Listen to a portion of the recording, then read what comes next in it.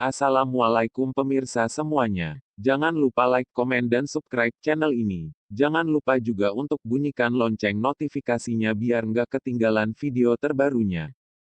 Sejarah Wali Gembyang. Kisah syiar Islam Wali Gembyang, di Kendala, Jawa Tengah. Dikenal wali yang mandi ucape. Wali Gembyang merupakan salah satu ulama terkenal penyebar agama Islam dan juga pendiri di Kabupaten Kendala. Oleh karena itu Wali Gembyang termasuk sosok yang dituakan di kabupaten ini. Beliau dimakamkan di Kelurahan Patukangan. Berikut laporan wartawan Posmo. Selain makam Wali Joko dan Wali Hadi, di Kabupaten Kendala juga terdapat makam seorang wali yang namanya cukup tersohor dan dituakan. Makam tersebut berjarak kurang lebih 1 km dari Masjid Agung Kendala, tepatnya di Kelurahan Patukangan, Kota Kendala, Kabupaten Kendala. Untuk menuju ke makam, peziarah bisa menaiki becak yang telah tersedia di depan masjid. Setelah sampai di lokasi akan terlihat bangunan dengan ukuran sekitar 6 x 8 meter dengan papan nama bertuliskan, Makam Wali Gembyang. Tidak jauh dari makam tersebut terdapat rumah penjaga makam atau juru kunci. Peziarah disarankan meminta izin terlebih dahulu jika ingin masuk atau berziarah karena ditakutkan akan terjadi hal-hal yang tidak diinginkan seperti yang sudah-sudah.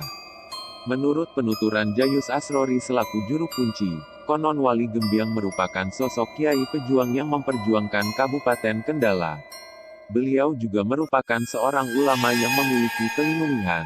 Selain berjuang Wali Gembyang juga mensiarkan ajaran Islam seperti yang dilakukan oleh para waliullah. Nah, sebelum berjuang di Kendala, rupanya Wali Gembyang telah terlebih dahulu mensiarkan Islam di negara Cina. Cukup lama beliau hidup di Cina. Di sana beliau dipanggil dengan nama Han Bian. Padahal nama asli Wali Gembyang adalah Hamzah. Dari nama aslinya bisa disimpulkan bahwa beliau berasal dari negara Arab yakni Hamzah. Sedangkan Gembyang merupakan nama panggilan yang semula Han Bian. Kemudian beliau masuk ke Jawa dan sempat melakukan pertemuan dengan Sunan Kalijogo di Demak. Setelah itu beliau diutus untuk menuju Kendala dan mengembangkan ajarannya. Sesampainya di Kendala Wali Gembyang benar-benar berjuang dan membantu mengembangkan Kabupaten Kendala dalam segala bidang. Sekitar tahun 1628 Masehi, dalam perjuangan serta syiarnya, Wali Gembyang memiliki ribuan santri yang ikut dalam ajaran Torekot Sataria. Semasa hidupnya Wali Gembyang dikenal dengan sifatnya yang ramah, sederhana dan sopan. Namun di balik itu semua beliau memiliki suatu kelinuwihan yang sungguh luar biasa. Beliau dikenal dengan kesaktiannya saat berucap sumpah dalam beradu kebenaran. Karena apa yang diucapkan oleh Wali Gembyang atau ucapan orang lain yang beradu kebenaran, maka hal itulah yang bakal benar-benar terjadi. Dalam bahasa Jawa sering disebut dengan mandi ucape. Sebab dahulu pernah ada kejadian yang benar-benar membuat kaget. Ada sepasang suami istri yang sedang bertengkar datang ke makam Wali Gembyang.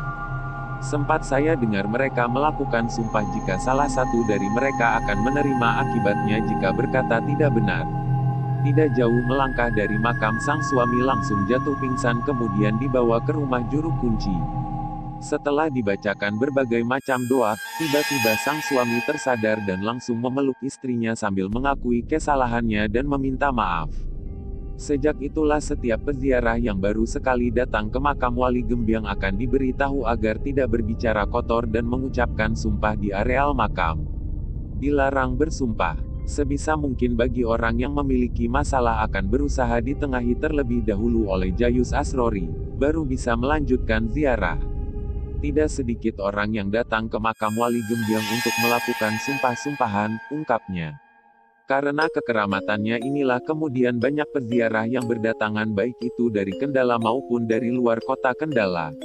Bahkan tidak jarang ada yang menginap hingga berhari-hari dengan alasan ingin mencari karomah dari Mbah Gembyang. Saya sering mengingatkan peziarah, jangan meminta kepada Mbah Gembyang, mintalah kepada Allah.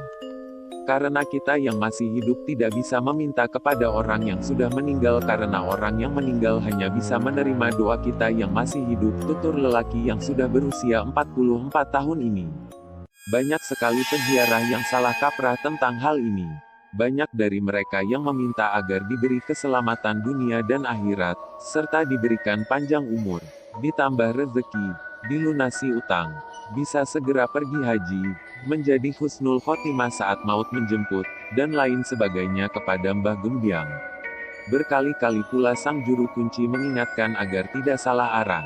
Walau dianggap keramat, makam tetaplah makam, dan di dalamnya hanya jasad orang yang sudah meninggal.